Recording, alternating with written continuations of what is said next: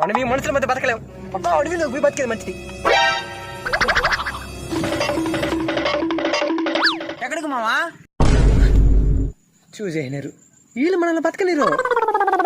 ఎక్కడికి రా? మొత్తం సర్దుకొని వెళ్తున్నావా? ఈ మనుషుల మధ్య నేను బతకలేను. ఏమావా? కరోనా వచ్చినప్పుడు సగం చచ్చినా. ఇప్పుడేదో కొత్త వైరస్ అంట. నన్ను వదిలేంట్రా.